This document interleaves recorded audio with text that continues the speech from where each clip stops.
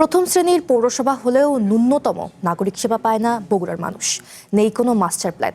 150 বছরের পুরনো এই পৌরসভাকে সম্প্রতি সিটি কর্পোরেশন ঘোষণা করা হয়েছে।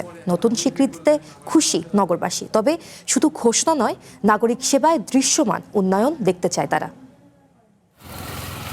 প্রধানমন্ত্রী হিসেবে প্রথমবার নিজ জেলা বগুড়া এসেই শহর জুড়ে আবর্জনার স্তূপ চোখে পড়ে তারেক রহমানের। সেদিনই 150 বছরের পুরনো বগুড়া পৌরসভাকে সিটি কর্পোরেশন হিসেবে ঘোষণা করা হয়। স্টেশন রোডে দেখলাম দুই পাশে অনেক ময়লা। অপরিকল্পিত নগরায়ন, জলাবদ্ধতা, যানজট ও বর্জ্য ব্যবস্থাপনার সংকটে দীর্ঘদিন ধরেই জর্জরিত বগুড়া শহর। বিশেষ করে 2006 সালে সম্প্রসারিত 9টি ওয়ার্ডে যোগাযোগ ও ড্রেনেজ ব্যবস্থার কার্যকর কোনো উদ্যোগ নেওয়া হয়নি। এটা 17 বছর হলে এই অবস্থা। হ্যাঁ, এখন দেখা যাক আমাদের ভাতিজা কি করে। কি কমু এলে তার কোয়ার মতো না, এলে রোডের আর কি কমু, কারণ আমরা তো গাড়ি ঘোড়াও চালাতে পারি না। বাংলাদেশে এলো এই প্রথম টাচলেস আরএকে সেন্সেশন ওয়াটার ক্লোজেট। প্রথম শ্রেণীর পৌর নাগরিক হিসেবে নিয়মিত কর দিয়েও কাঙ্ক্ষিত সেবা পাননি বাসিন্দারা। এবার সিটি কর্পোরেশনে উন্নীত হওয়ার পর সমস্যা সমাধানে নতুন করে আশার আলো দেখছেন নগরবাসী। আশা করা যায় এখন ভালো হতে পারে, কারণ সিটি কর্পোরেশন করছে তো, বর্তমানে বলতে পারতেছি না করা পর্যন্ত। নাগরিক সুবিধা নিশ্চিত করতে প্রয়োজন সমন্বিত ও দীর্ঘমেয়াদী পরিকল্পনা বলছেন সংশ্লিষ্টরা। আর সংকট সমাধানে গুরুত্বপূর্ণ সমস্যা চিহ্নিত করার তাগিদ স্থানীয়দের। রাস্তাঘাটগুলোকে সম্প্রসারণ করতে হবে এবং যানজটকে সহনীয় পর্যায়ে নামিয়ে আনতে হবে।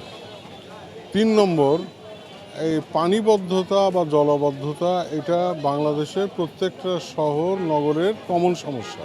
তো বৃষ্টির পানিটা যাতে খুব দ্রুত করতা নদীতে ফেলানো যায়, এই রকম একটা ড্রেনেজ ব্যবস্থা অতি সত্বর করা সম্ভব বলে আমি মনে করি।